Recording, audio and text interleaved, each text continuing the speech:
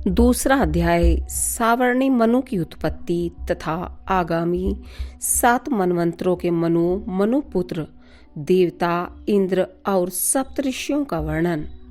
श्री मैत्रेय जी बोले, हे विप्रशे, आपने यह 7 अतीत मनवंतरों की कथा कही।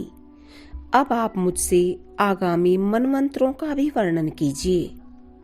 श्री पराशर जी बोले, हे मुने, विश्वकर्मा की पुत्री संज्ञा सूर्य की भार्या थी। उससे उनके मनु, यम और यमी 3 संतानें हुई। कालांतर में पति का तेज सहन न कर सकने के कारण संज्ञा छाया को पति की सेवा में नियुक्त कर स्वयं तपस्या के लिए वन को चली गई।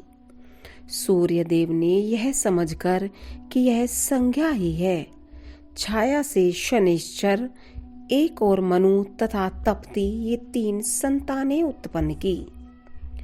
एक दिन जब छाया रूपिणी संज्ञा ने क्रोधित होकर अपने पुत्र के पक्षपात से यम को शाप दिया, तब सूर्य और यम को विदित हुआ कि यह तो कोई और है। तब छाया के द्वारा ही सारा रहस्य खुल जाने पर सूर्य देव ने समाधि में स्थित होकर देखा कि संज्ञा घोड़ी का रूप धारण कर वन में तपस्या कर रही है। अतः उन्होंने भी अश्व रूप होकर उससे 2 अश्विनी कुमार और रेतः श्राव के अनंतर ही रेवंत को उत्पन्न किया। फिर भगवान सूर्य संज्ञा को अपने स्थान पर ले आए तथा विश्वकर्मा ने उनके तेज को शांत कर दिया। उन्होंने सूर्य को ब्रह्मी यंत्र पर चढ़ाकर उनका तेज छांटा, किंतु वे उस अक्षुण्ण तेज का केवल अष्टमांश ही क्षीण कर सके। हे मुनि सत्तम, सूर्य के जिस जाज्वल्यमान वैष्णव तेज को विश्वकर्मा ने छांटा था, वह पृथ्वी पर गिरा।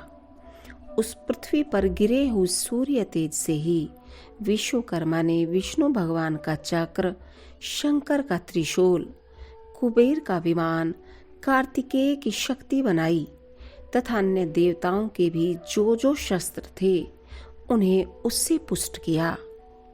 जिस छाया संज्ञा के पुत्र दूसरे मनु का ऊपर वर्णन कर चुके हैं, वह अपने अग्रज मनु का सवर्ण होने से सावर्णी कहलाया।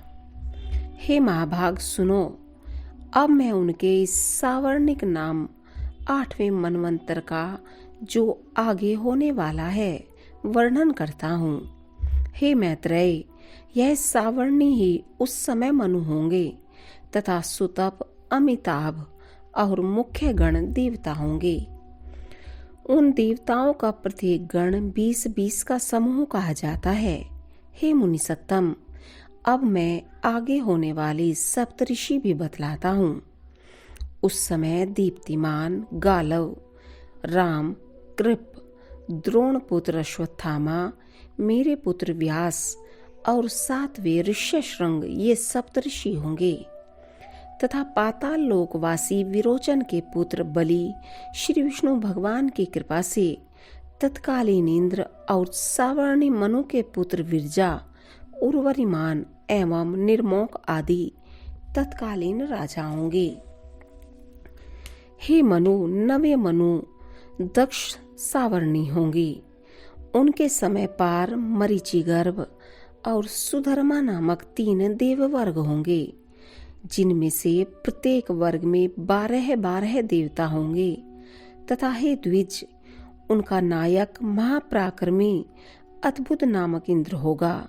सवन, द्युतिमान, भव्य, वसु, मेधातिथि, ज्योतिष्मान और 7वें सत्य, ये उस समय के सप्तऋषि होंगे तथा धृतकेतु, दीप्तिकेतु, पंचहस्त, निरामय और पृथुश्रवा आदि दक्ष सावर्णी मनु के पुत्र होंगे। हे मुने, 10वें मनु ब्रह्म सावर्णी होंगे। उनके समय सुधामा और विशुद्ध नामक 100 देवताओं के 2 गण होंगे। महाबलवान शांति उनका इंद्र होगा तथा उस समय जो सप्तऋषि गण होंगे उनके नाम सुनो।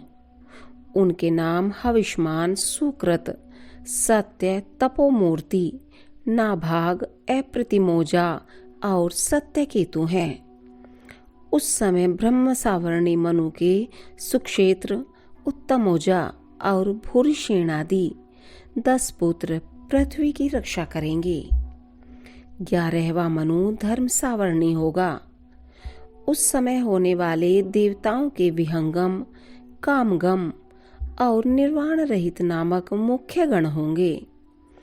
इनमें से प्रत्येक में 30-30 देवता रहेंगे और वृष नामक इंद्र होगा।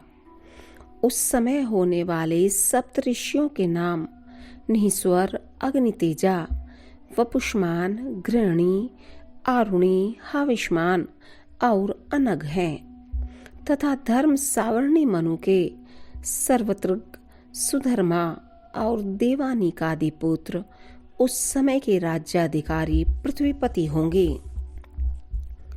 रुद्रपुत्र सावर्णी 12वां मनु होगा।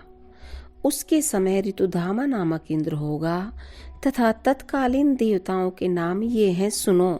हे द्विज, उस समय 10-10 देवताओं के हरित, रोहित, सुमना, सुकर्मा और सुराप नामक 5 गण होंगे। तपस्वी, सुतपा, तपोमूर्ति, तपोरति, तपोधृति, तपोद्युति तथा तपोधन, ये 7 सप्तऋषि होंगे। अब मनुपुत्रों के नाम सुनो। उस समय उस मनु के देववाण, उपदेव और देवश्रेष्ठ आदि महावीर्यशाली पुत्र तत्कालीन सम्राट होंगे। हे मुने, 13वां रुचि नामक मनु होगा।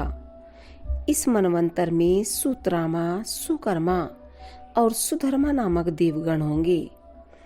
इनमें से प्रत्येक में 33-33 देवता रहेंगे तथा महाबलवान दिवसपति उनका इंद्र होगा। निर्मोह, तत्वदर्शी, निष्प्रकंप, निरुत्सुक, धृतिमान, अव्यय और सुतपा, ये तत्कालीन सप्तऋषि होंगे। अब मनुपुत्रों के नाम भी सुनो। उस मनवंतर में चित्रसेन और विचित्र आदि मनुपुत्र राजा होंगे। हे मैत्रेय, 14वां मनु भीम होगा। उस समय शुचि नामक इंद्र और 5 देवगण होंगे। उनके नाम सुनो। वे चाक्षुष, पवित्र, कनिष्ठ, भ्राजिक और वाचा वृद्ध नामक देवता हैं। अब तत्कालीन सप्तऋषियों के नाम भी सुनो। उस समय अग्निबाहु, शुचि, शुक्र, मागध, अग्निद्र, युक्त और जित, ये सप्तऋषि होंगे। अब मनुपुत्रों के विषय में सुनो।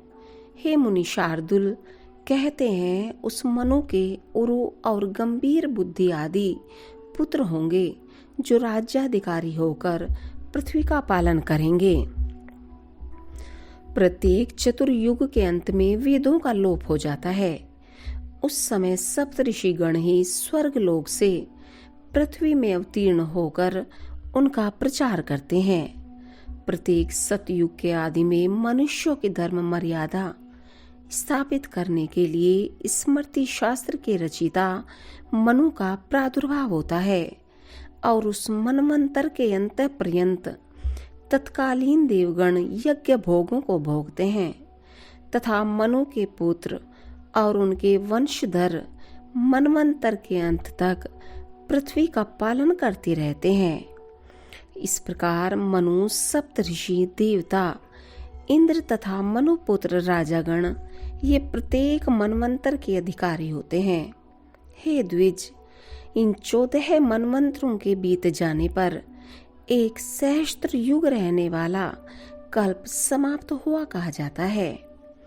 हे साधु श्रेष्ठ, फिर इतने ही समय की रात्रि होती है। उस समय ब्रह्म रूपधारी श्री विष्णु भगवान प्रलयकालीन जल के ऊपर शेषशय्या पर शयन करते हैं। हे विप्र, तब आदिकर्ता सर्वव्यापक सर्वभूत भगवान जनार्दन संपूर्ण त्रिलोकी का ग्रास कर अपनी माया में स्थित रहते हैं। फिर प्रलय रात्रि का अंत होने पर प्रत्येक कल्प के आदि में अव्यक्तात्मा भगवान जागृत होकर रजोगुण का आश्रय कर सृष्टि की रचना करते हैं। हे द्विजश्रेष्ठ, मनुपुत्र राजागण, इंद्र देवता तथा सप्तऋषि, ये सब जगत का पालन करने वाले भगवान के सात्विक अंश हैं।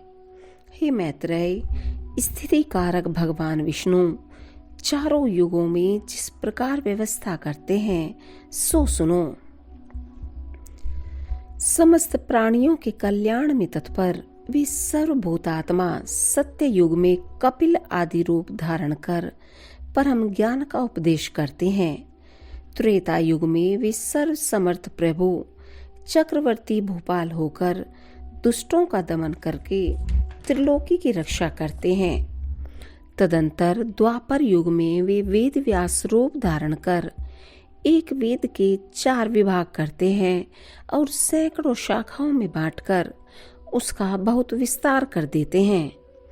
इस प्रकार द्वापर में वेदों का विस्तार कर कलयुग के अंत में भगवान क्ले की रूप धारण कर दुराचारी लोगों को सन्मार्ग में प्रवृत्त करते हैं। इसी प्रकार अंतात्मा प्रभु निरंतर इस संपूर्ण जगत के उत्पत्ति, पालन और नाश करते रहते हैं। इस संसार में ऐसी कोई वस्तु नहीं है जो उनसे भिन्न हो। हे विप्र, इहलोक और परलोक में भूत, भविष्यत और वर्तमान जितने भी पदार्थ हैं वे सब महात्मा भगवान विष्णु से ही उत्पन्न हुए हैं। यह सब मैं तुमसे कह चुका हूँ। मैंने तुमसे संपूर्ण मनवंतरों और मनवंतराधिकारियों का वर्णन कर दिया। कहो अब और क्या सुनाऊं। इति श्री विष्णु पुराणे तृतीय अंशे 2य अध्याये।